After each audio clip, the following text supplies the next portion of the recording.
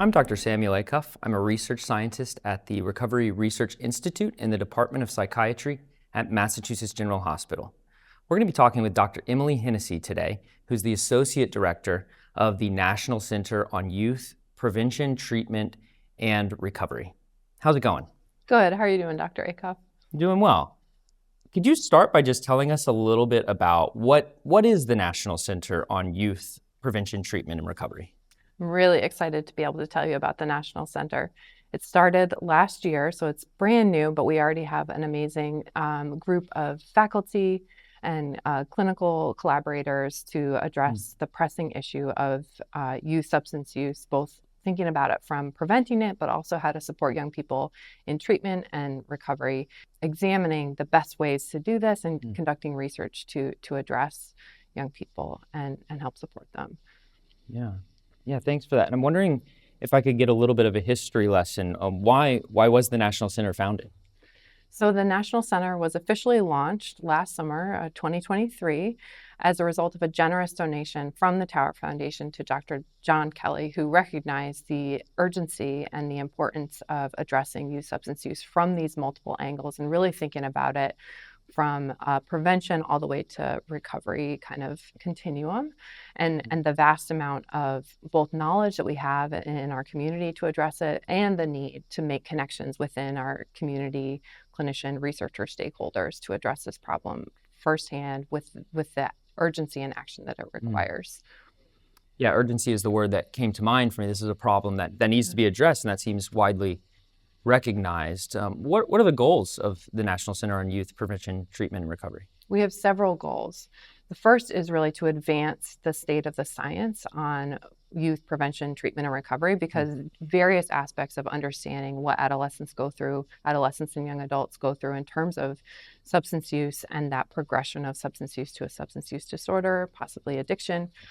There's a lot of missing gaps in our understanding of what that looks like. And so really it's bringing together researchers across the United States to address this important public health issue, but then also linking them with individuals, clinicians, public health agencies in the communities that can enact what we're understanding, what we're learning about in our research, so that they can kind of immediately have this response to young people in substance use.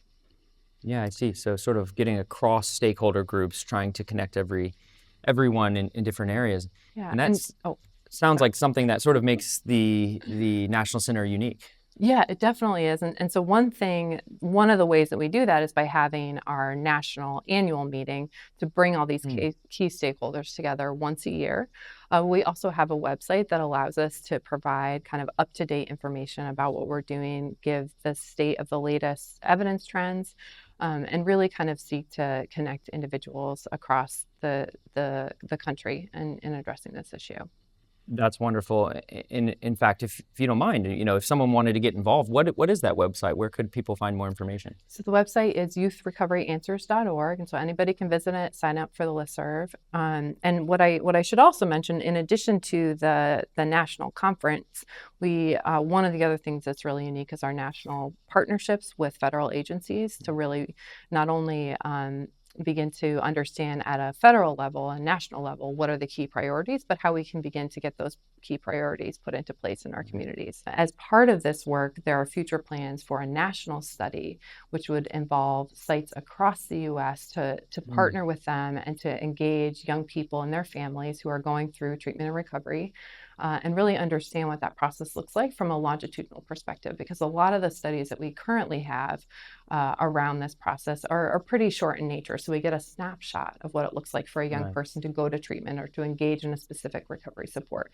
But we don't have the sense of what that looks like from a longer term perspective or how it really can influence their life 5, 10, 15 years from now. And so that's one of the goals of the center, is really to examine from a longitudinal perspective what this journey and process looks like, both for youth and their families, but also for communities, and how their recovery process and their recovery journey can increase the health of a community.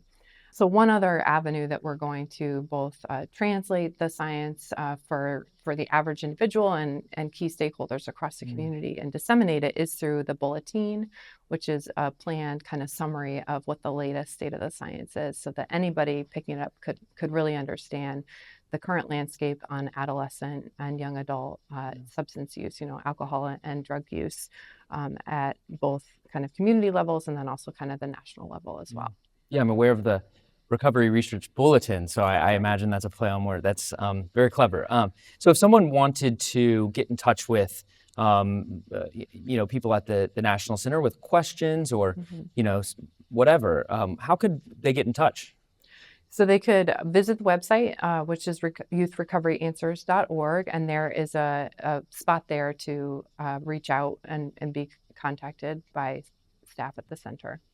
Excellent. Thank you. Yeah. Thank you, Dr. Acuff.